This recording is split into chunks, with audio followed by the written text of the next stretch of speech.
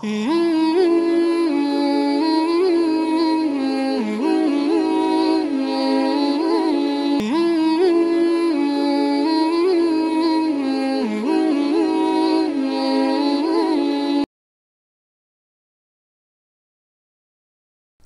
ونصلی علی رسولہ الکریم اما بعد اعوذ باللہ من الشیطان الرجیم بسم اللہ الرحمن الرحیم۔ آج کی اس نشست میں ہم موبائل لون اور موبائل ایڈوانس کے حوالے سے بات کریں گے، جس میں کوئی موبائل یوزر کمپنی سے ایڈوانس یا لون لیتا ہے تو اس حوالے سے بہت ساری تشویشات ہیں۔ بعض لوگ یہ پوچھتے ہیں کہ یہ سود ہے یا سود نہیں ہے، اس کو استعمال کر سکتے ہیں یا نہیں کر سکتے۔ اس سوال کا جواب سمجھنے کے لیے پہلے ہمیں یہ سمجھنا چاہیے کہ گاہک اور کمپنی کے مابین معاملہ کیا ہوتا ہے۔ اگر اس معاملے پہ غور کیا جائے تو ہم دیکھتے ہیں کہ گاہک کو کمپنی سروسز دیتی ہے، کچھ سہولیات دیتی ہے، اور ان سہولیات کے بدلے میں کمپنی گاہک سے کچھ معاوضہ اور پیسے لیتی ہے۔ وہ سہولیات کیا ہوتی ہیں کہ گاہک کمپنی کی سروس استعمال کرتے ہوئے کال کر سکتا ہے، سروسز استعمال کرتے ہوئے کوئی انٹرنیٹ استعمال کرتا ہے، کوئی وہ میسیج وغیرہ کر لیتا ہے، یا اس طریقے سے اور جو دیگر سہولیات اس کے اندر دی جاتی ہیں، بینکنگ وغیرہ کی سہولت ہے، دیگر سہولیات ہیں۔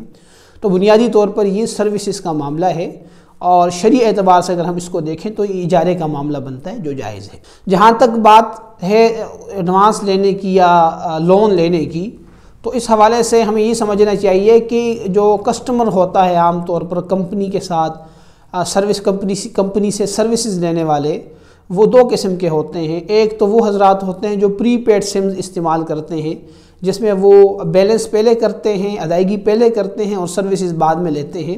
جب وہ بیلنس کرتے ہیں تو ان کے اکاؤنٹ میں ایک بیلنس شو ہوتا ہے، اور یہ بیلنس چونکہ پیسے نہیں ہوتے بلکہ یہ ان سروسز کی ایک لمٹ ہوتی ہے کہ آپ اتنی سروسز استعمال کر سکتے ہیں۔ اور دوسری صورت سروسز کی گاہک کے اعتبار سے یہ ہوتی ہے جو پوسٹ پیڈ سمیں استعمال کرنے والے یوزرز ہوتے ہیں، اس میں وہ سروسز پہلے لیتے ہیں اور مہینے کے بعد ان سروسز کا بل ادا کر دیتے ہیں۔ تو جو پری پیڈ سمز ہوتی ہیں اس میں یہ لون کا مسئلہ پیش آتا ہے، ایڈوانس کا مسئلہ پیش آتا ہے کہ جب یوزر کے پاس بیلنس ختم ہو جاتا ہے تو کمپنی اس کو یہ سہولت دیتی ہے کہ وہ کچھ اسپیسیفک اماؤنٹ میں، کچھ مخصوص مقدار تک وہ لون لے سکتا ہے، چاہے وہ 50 روپے کا کر لیں، 30 کا کر لیں، 20 کا کر لیں۔ وقت کے ساتھ ساتھ ان کی پالیسیز بدلتی رہتی ہیں۔ تو یہاں پر معاملہ جو ہے لون کے لینے کا یا ایڈوانس کے لینے کا، وہ بھی حقیقت میں گاہک سروسز لے رہا ہے، کمپنی اس کو سروسز کی سہولت پہلے دے رہی ہے، اور ان سروسز کے بدلے میں کمپنی اس سے معاوضہ بعد میں لے گی۔ تو یہ معاملہ بالکل جائز ہے۔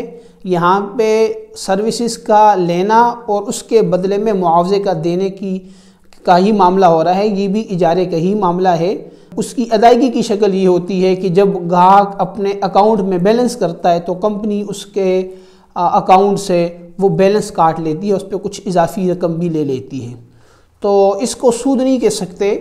سود اس وقت ہو سکتا تھا کہ جب گاہک بھی پیسے دے اور کمپنی بھی پیسے دے، یا گاہک بھی سروسز لے اور کمپنی کو بھی سروسز دے۔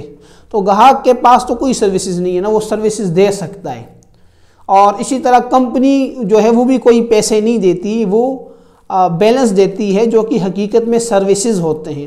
تو یہاں جو تبادلہ ہو رہا ہے گاہک اور کمپنی کے درمیان، وہ سروسز کی لین دین کا ہے۔